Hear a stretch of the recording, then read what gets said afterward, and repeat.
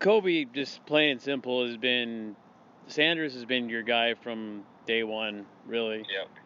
And he'll be our guy probably through the rest of the season. He's going to have to be the guy if we want to, if we want to have a realistic chance to compete for Division I or even the Open title. Now, with that being in mind, and I mean, even if I'm quoting you on this, I'm not. It's not engraved in stone, but would you say that you have a legitimate chance at the Open? Yeah, I do. I think the key word there is legitimate. And I think that our guys, night in, night out, if they play to their potential, they can be. I think they have yet to realize how good they can be. And so, as a coaching staff, that's been our motto to these kids is, we still haven't hit our stride, and we want to get these kids to be the best that they can be, and we want them to realize that they have a high ceiling. And I think it starts just at playing as a team with high IQ together. We've got a lot of good players that have good IQ, but we want to get this team to play together, with high IQ. And as a coaching staff, we're super excited, for these boys just to see that, we've got a long way to go. We've got a lot of things to work on, but I think the opportunity is there. Well, I mean, it's exciting. I mean, for the whole basketball program, really, at Christian High School right now. I mean, you guys got a little tougher time because the girls obviously been playing together a lot longer, Yep. But I mean, for both sides, I mean, I'm excited for you guys. You guys got, I mean, for Christian as a whole, it's got to be the place that everybody's heading, because it's a new chapter. Yep, it's a new chapter. Both Vicky and Tim, they came in and wanting to reform the program, the reputation, get the school to become a powerhouse, in San Diego County.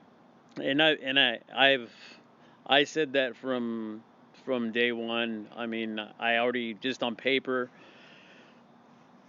I told Ramon, I said, you know what? I said, if they stay healthy, and like you said, the key thing is working as a team, being on the same page, and I guess really and I'm sure you'd agree as a coach too. I mean, we want them to have stats too, but at the same time, the key thing right now is number one, and the number one goal in order to reach that Open is to play as a team. Yep, and make sure that we play to our potential. Oftentimes, not speaking to our team, but you're just speaking to good teams in general.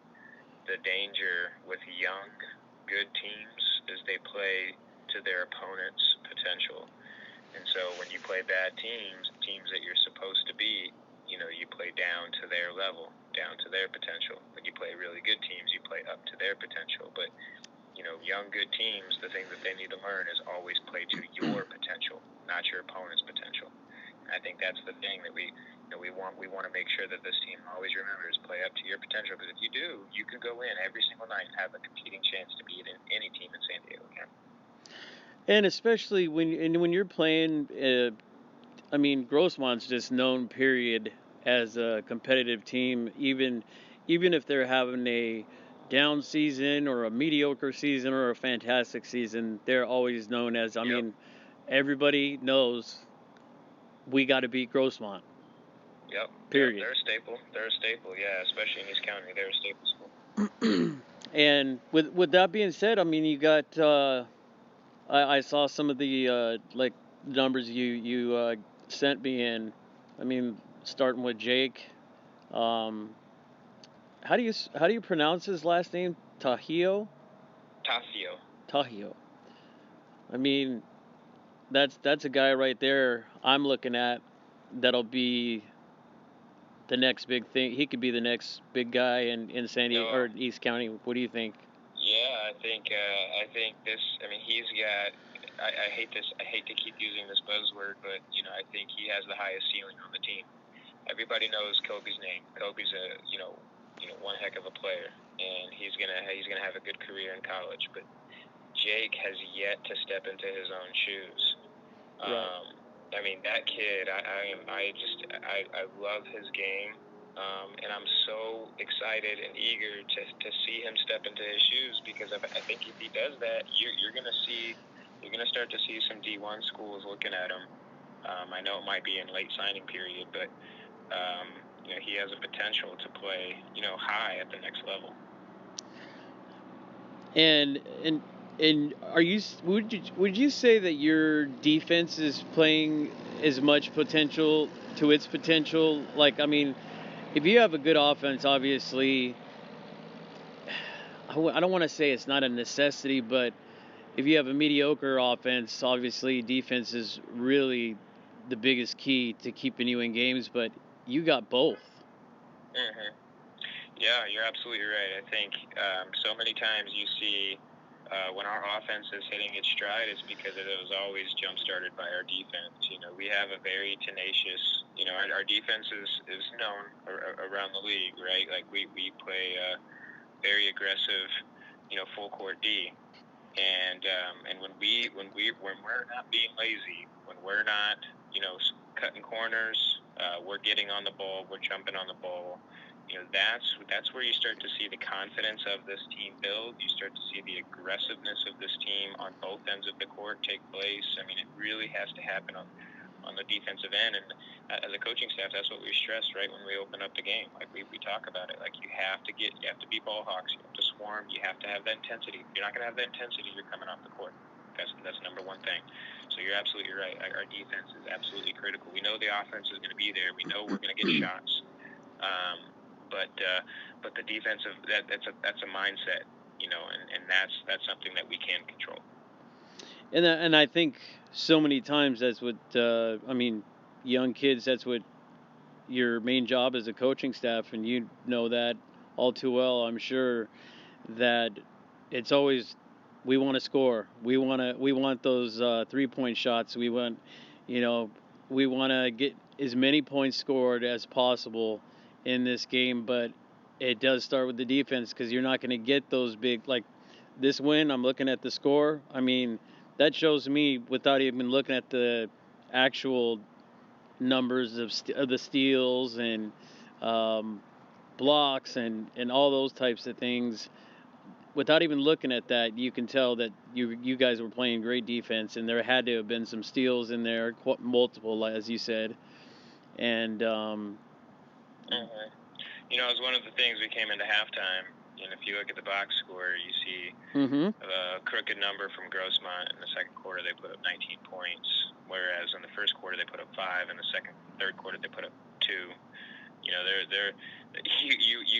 can rest yes. be assured. And at halftime, we were letting the kids know that was absolutely unacceptable. And that's what I'm talking about. That's those times when we get lazy on defense.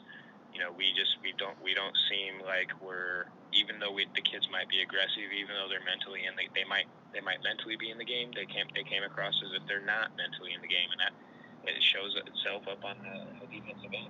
So yeah, that we tell these kids all the time, like college scouts, they're not looking for the guy who gets the buckets. They look for the guy who knows their role and has become an expert in their role.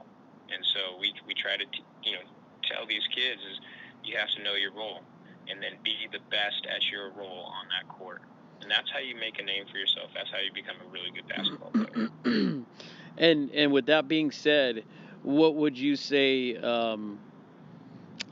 I wouldn't say to give it a grade, but as far as your bench is concerned, would you say that you have one of the better benches in the East County or even in San Diego County?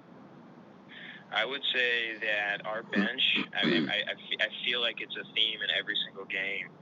Our bench is the heart and soul for our team.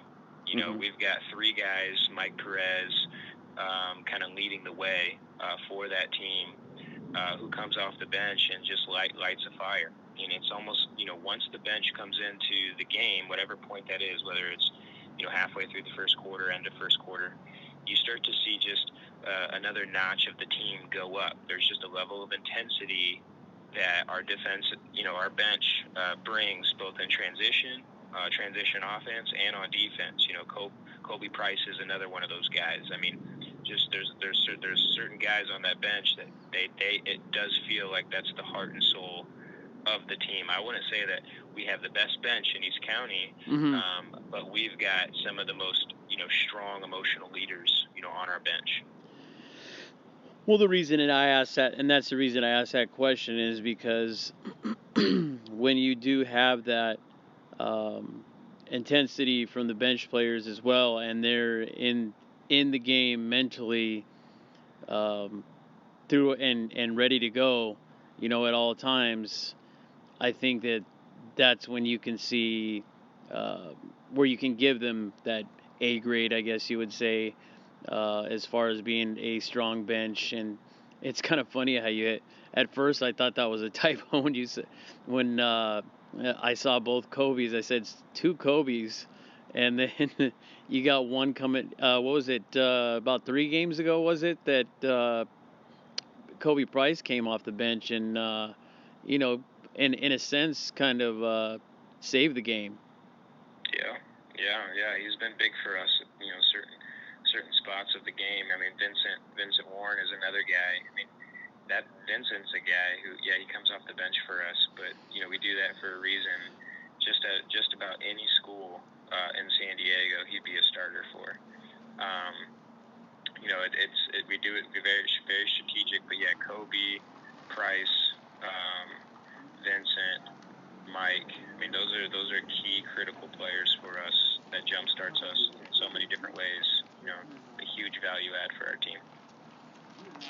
Absolutely. And I mean the and you're what we could say we're probably about 3/4 through the season. I mean, and as you know, the old cliche saying of there's 3 seasons. There's your non-league, there's your league, and then there's your playoffs. And we're I'd say about wrapping up our non-league here in the next couple weeks here. Yeah, getting pretty close. Yeah, it's almost gonna be January before you know it. And then it's because there is that little bit of time that it depends on the school, I guess.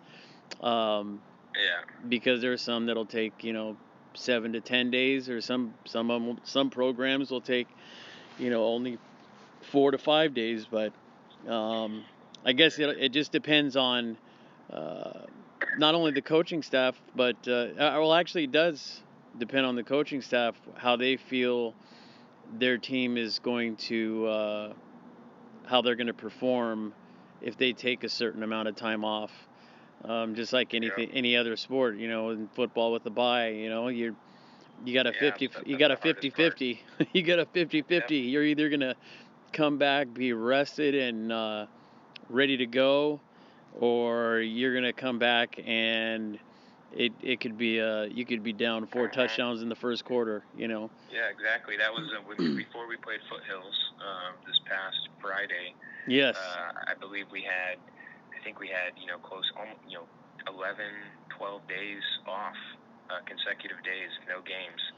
And it was amongst the coaching staff, it was towards the end a big challenge. Like, how hard do you push them? Weights, conditioning, gameplay. Like, what's the balance of that? That goes a lot. Coaching at all levels across all sports. There is a strategy whenever you have a lull, between games. How do you keep your players fresh and not overtax them? Exactly. I mean, and obviously,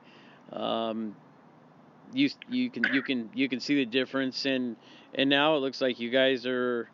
I mean, you're headed in the right direction. Like I said, Grossmont's one of those teams that I mean, I'm not saying they're horrible. I'm not saying that they're. Yeah, they're having a down year. They're not having a typical Grossmont year, I guess. So right. I'll just put it like that. Yep. And we're all gonna have that, but that could also end up. And I'm sure you told your guys, hey, but don't take it too lightly, because then that ends up being the trap. Yep. And then exactly. Yeah, I mean that's what we told the guys following the game tonight. Is tomorrow we play La Jolla Country Day. Yep. They're going to come out slinging. They recently just had a tough loss, but we've scouted them. We know their gameplay, and they're a well-coached team. They're always well-coached, and so we've got to make sure that the boys come out intense. We've got a game tomorrow, and then we've got a game on Saturday. So there's no time to celebrate. Don't get too high, don't get too low. It's on to the next one.